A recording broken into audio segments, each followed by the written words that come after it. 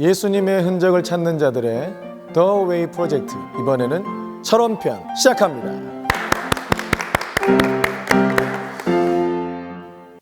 할렐루야. 지경교회를 섬기고 있는 안기현 목사입니다. 저는 30년 동안을 하나님의 은혜로 믿음 가운데 사역하고 있습니다. 오늘은 감사하게도 우리 지경교회에서 이런 인사를 드리게 되어서 너무나 감사드립니다. 저기 지경교회는 참 행복한 교회요, 아름다운 교회입니다.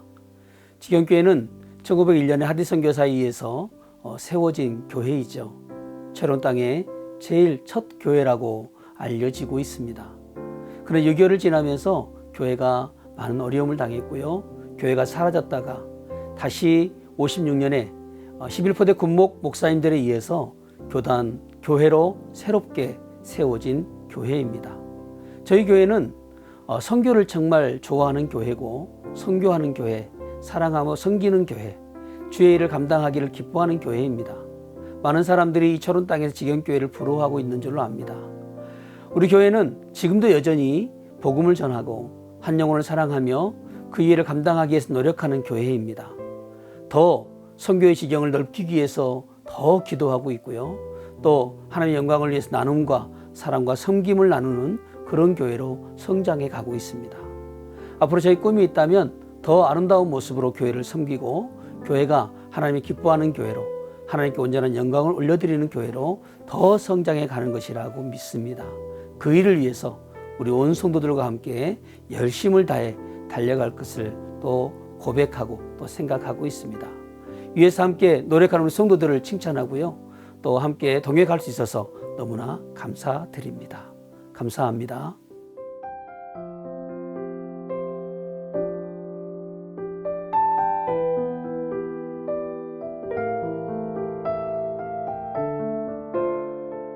자, 우리가 오늘 방문한 곳은 철원에 있습니다. 철원. 여러분 철원 와보셨나요? 철원에 있는 지경교회입니다. 철원의 지경교회. 이 철원의 지경교회는 아주 어떻게 보면 잘 알려지지 않았을 수도 있는데 굉장히 우리 기독교 역사의 중요한 포인트를 가지고 있는 그런 교회예요. 자, 이 교회를, 이 지경교회를 맨 처음에 개척한 분이 누구라고요? 누구라고요? 하디 선교사님. 여러분 하디 선교사님이 누군지 아세요?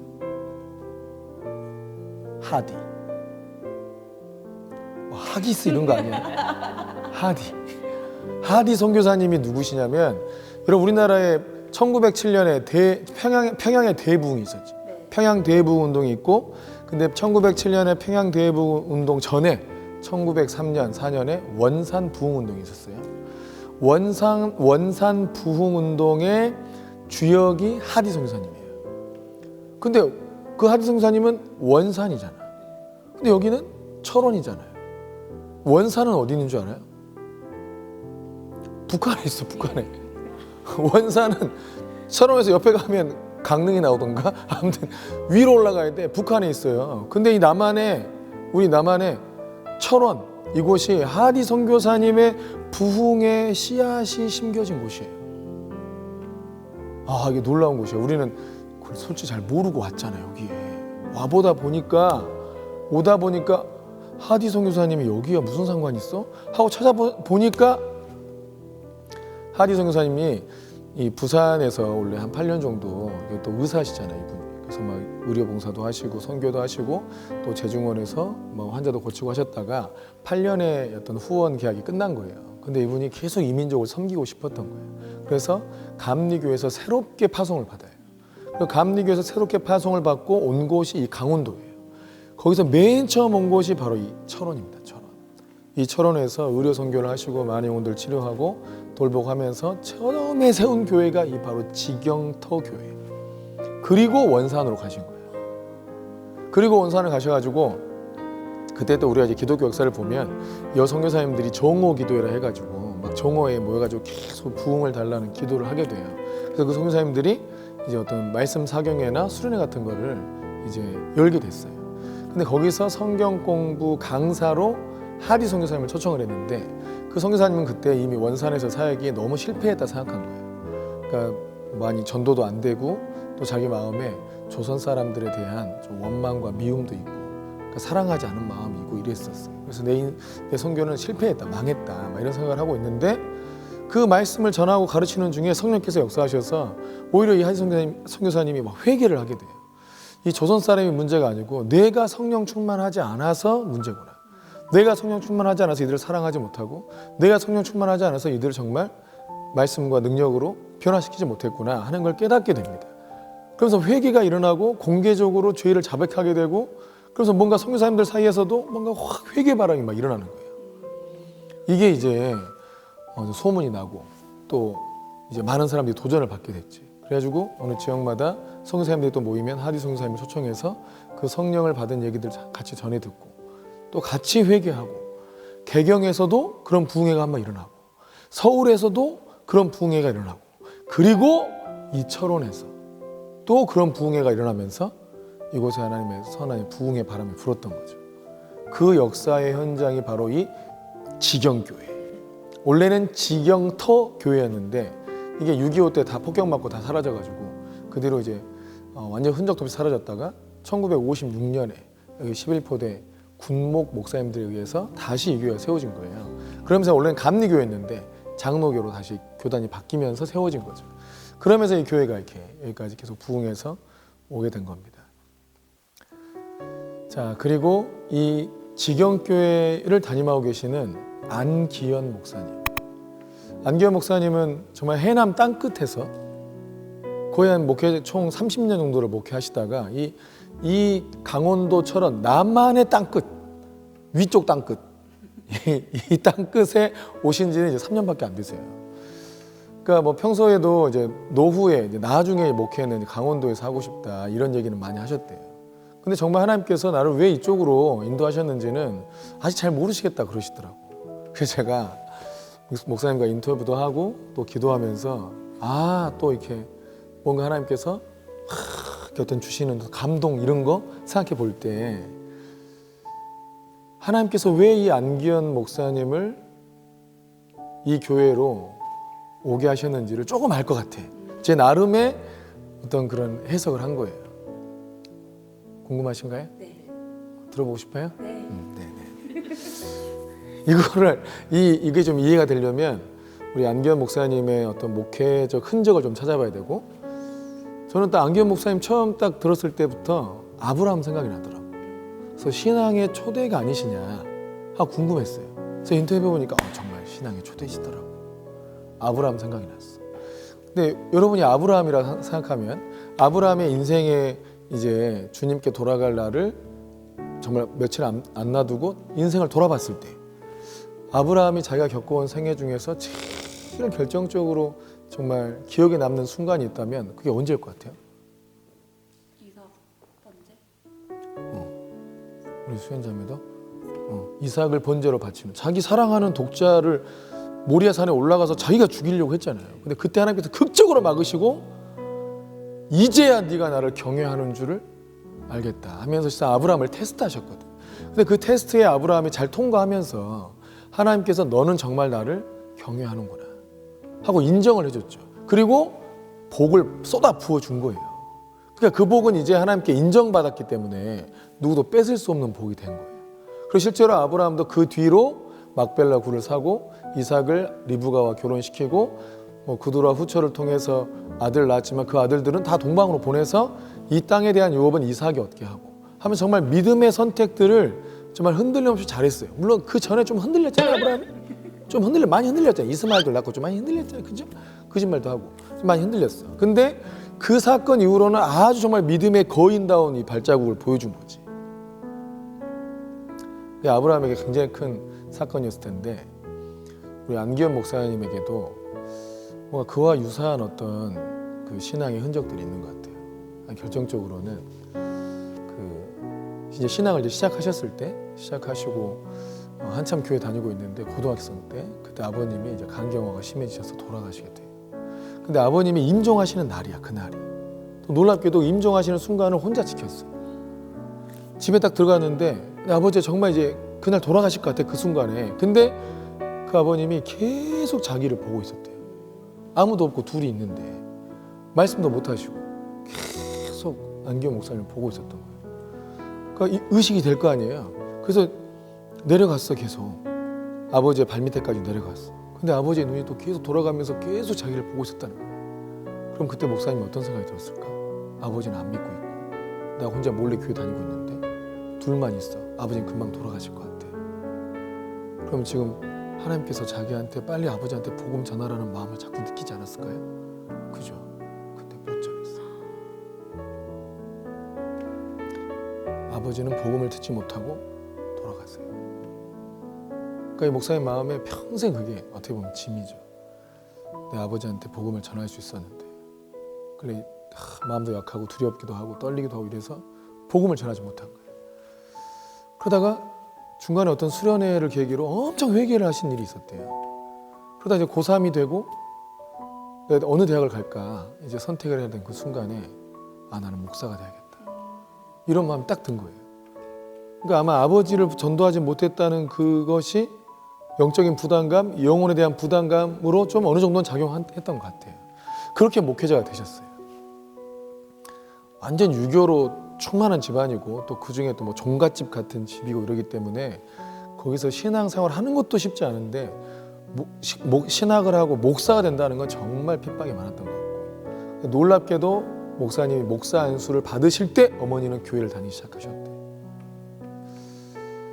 근데 또 목회를 하시다가 이런 일도 있었대요. 그 해남에서 목회하실 때인데 교회 한 청년이 왔는데 그 청년이 이제 한 몇 달 있다가 갑자기 뭐 사고가 났어요. 중환자실에 갑자기 있는 거예요. 알고 보니까 이제 3층에 원룸 3층에 살고 있는데 4층으로 올라가서 옥상에서 갑자기 줄 잡고 뭐 3층으로 내려가려고 이게 왜 했는지 모르겠지만 내려가려고 하다가 떨어져가지고 완전 뭐 골반 부러지고 다 온 몸이 그냥 망신창이가 된 거예요. 그러니까 병원에서 너무 심각해가지고 이거 살아나기도 쉽지 않다. 막 이런 상황이었어요. 이제 알고 보니까 신앙생활 잘하고 뭐 성실한 줄 알았더니 아니었던 거야. 이게 막 술 먹고 올라간 거예요. 문이 닫혀 있으니까 옥상에서 빨래줄로 연결해가지고 3층으로 들어가려고 이런 말도 안 되는 시도를 하다가 떨어진 거야. 그래서 몸이 다 부서진 거지 박살나고. 그것도 막 그 몇 달간의 성도들한테 이런저런 얘기를 했는데 내가 돈도 많다 막 등등 얘기를 했나 봐요. 나이는 이제 뭐 30대 후반 뭐 좀 됐던 것 같은데 알고 보면 다 거짓말이었어. 그러니까 교회에서도 막 회의를 할 때 아니 이게 신실하지도 않고 또 우리한테 다 거짓말하니 형제를 우리가 도와줘야 되느냐. 그래도 이 영혼이 인생의 끄트머리에 있는데 우리가 외면할 수 없지 않느냐. 그래서 교회도 같이 도와서 한 달, 두 달 이게 치료비를 댔는데 그게 한 달에 치료비가 300만 원이 든대. 근데 시골 교회에서 그렇게 계속 감당하기가 쉽지 않잖아요. 근데 교회가 그걸 2달 정도 감당하다가 이거 쉽지 않겠다 하고 이제 선을 그었어요. 근데 이해는 하죠. 근데 목사님은 또 이렇게 목회자의 심정으로 이 영혼을 잃어버리면 안 된다. 이 영혼을 내게 붙여주신 건 아니겠냐. 해가지고 사비를 털어서 그 영혼에 치료비를 댑니다. 돈이 없으니까 카드로 긁고. 이거 어떻게 했습니까? 그랬더니 다행히 감사하게도 하나님께서 돕는 손길을 많이 붙여주셨대요. 또 다행히도 또 뭐 실비보험 어떻게 3달 전에 들어놓은 게 또 이렇게 돼가지고 수술도 하고 또 뭐 근데 또 중간에 병원에서 정산하라 그러는데 어떻게 돈이 없는데 병원장님 만나가지고 사정이 이러니까 좀 이해해달라 도와달라 했는데 병원장님도 충분히 헤아려서 해주고 보험사 직원도 최선을 다해서 도와줘. 이 보험사 직원이 또 다른 교회 집사님이었다대. 그래가지고 막 도와주고 하나님 이 목사님이 이 영혼을 포기하지 않고 살리려고 하니까 하나님께서 도와주는 막 천사들이 막 붙은 거죠. 막 붙어가지고 이 영혼이 살아납니다. 일어나요. 완전히 걷고 막 할 때까지 한 시간이 더 2년 정도 걸렸지만 살아나요. 보험 처리도 잘 돼가지고 보상도 잘 받았어요. 정말 이 영혼이 산 거예요. 참 은혜가 있죠. 또 하나는 전도사 때 아주 사역을 처음 시작한 그 전도사 때도 시골에서 담임 목회를 하고 계셨는데 교회에 참 안타까운 사고가 났어요.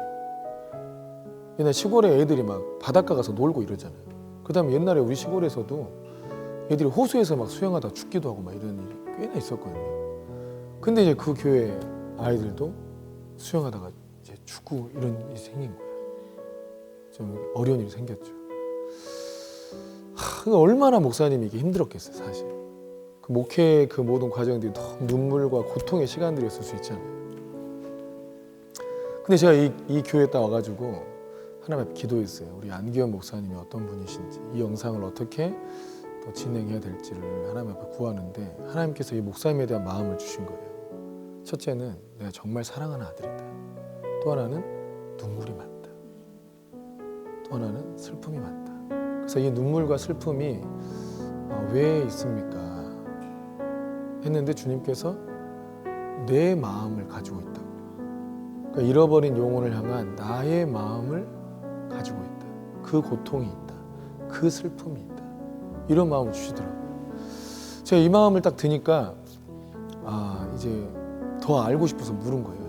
더 물었더니 정말 이 고통과 아픔과 슬픔들이 있는데 이 과정을 다 거쳐서 오신 거예요. 이거를.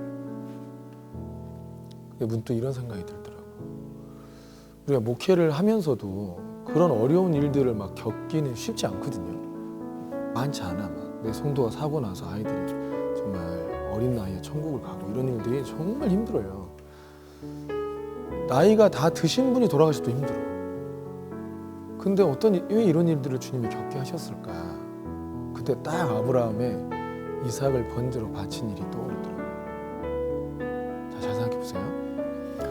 아브라함이 이삭을 번제로 바칠 때 하나님은 아브라함이 정말 나를 사랑하는구나. 그 사랑하는 독자 이삭을 바치기를 주저하지 않고 나한테 그걸 정말 고백하는구나 하고 그 경외함을 인정받기도 했는데 아브라함은 그때 하나님이 어떤 마음을 느꼈을 것 같아요? 아들을 이삭으로 바치라고 하는 하나님 줬다 뺏는 것도 아니고 100세 때 이제 나 안 난다고 막 했는데 믿음으로 딱 낳고 100세 애를 낳고 이제 키워가지고 너무 정말 눈에 넣어도 아프지 않을 그 아들을 데리고 지금 모리아산 가서 번제로 드리라니. 근데 그 하나님의 선하심을 알잖아 아브라함이. 또 아브라함이 주저하지 않았거든요. 브엘세바에서 모리아산까지 3일 만에 가요. 그 3일 만에 그 걸어서 갈 수 있는 거리가 아니에요. 그러니까 주저하지 않고 가. 아내한테 얘기도 안 하고. 그때 아브라함이 나는 뭔가를 느낀 것 같아. 하나님께서 아브라함에게 왜 너의 사랑하는 독자 이삭을 번제로 바쳐라 이 얘기를 왜 하셨을까? 생각 좀 해봐. 그냥 눈만 떠있지 말고. 왜 하셨을까? 근데 하나님의 입장을 생각해봐요. 내가 하나님이다. 그리고 하나님이 계획이 있잖아. 온 인류를 구원하기 위해서 내 아들을 십자가에 못 박을 거예요. 내 아들의 생명을 쏟고 이 영혼들을 살릴 거라고. 이런 계획을 가지고 있는 분이 누군가가 믿음의 조상이 그 하나님의 계획을 믿고 받아들여줘야 돼. 믿음의 발자국을 남겨줘야 돼. 그게 근거가 되거든. 그럼 내가 진짜 믿고 정말 내 친구 같고 내 생명도 줄 수 있는 그 사람한테 내 마음을 나누고 싶은 거예요. 그럼 어떻게 하겠어?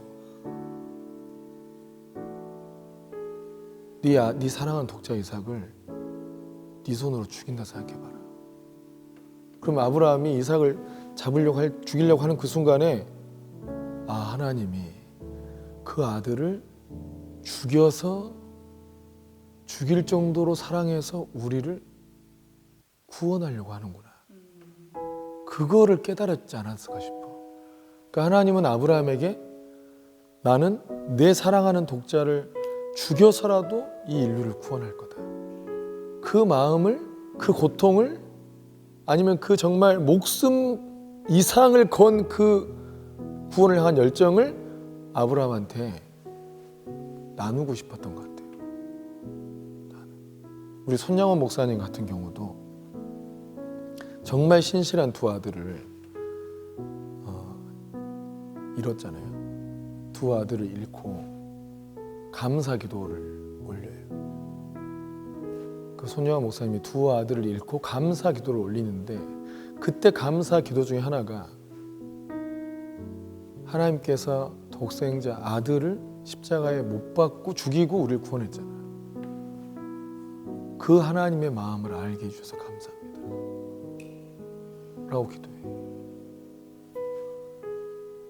나는 우리 안기현 목사님이 그런 인생의 끄트머리에 있는 아버지를 구원하지 못한 것, 그때 얼마나 고통스럽고 얼마나 또 안타깝고 그 영혼에게 복음을 전하지 않았을 때 얼마나 또 이게 내 안에 무거운 짐이 있고 그 마음과 함께 또 인생의 끄트머리에 있는 영혼들을 살렸더니 또 그 영혼, 그 청년을 통해서 또 교회가 부흥하게 되고 또 어린 아이들의 또 어떤 희생이 또 지역을 또 새롭게 만들고 또 그걸 통해서 영혼들이 회개하고 주님 말씀대로 제대로 키우지 못했었거든 사실.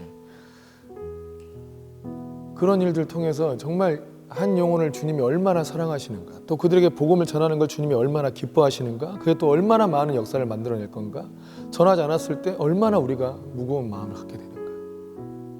하나님이 이 영혼을 구원하기 위해서 얼마나 정말 생명을 다하는 진심을 갖고 계신가, 이거를 목사님에게 보여주시고 경험하게 하시고 또 테스트하시고 하셨던 것 같아요.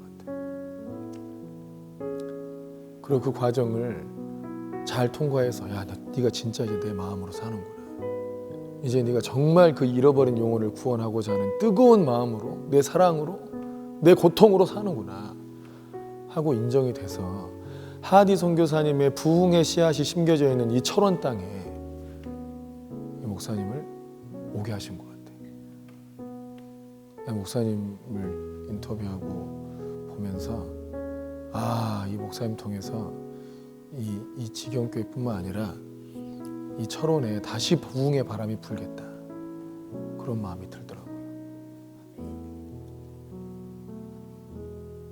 그렇겠죠.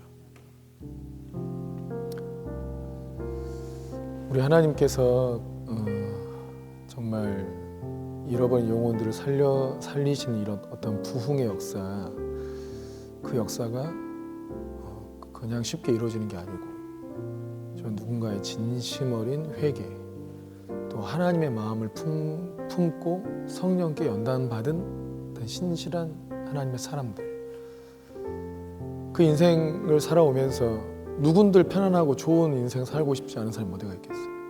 근데 하나님의 눈물과 고통과 슬픔을 경험하고 마음에 새기고 이 과정을 통해서 하나님과 같은 마음을 품은 그 사람들을 통해 하나님은 하나님만이 일으키는 그 부흥의 사도로 쓰신다.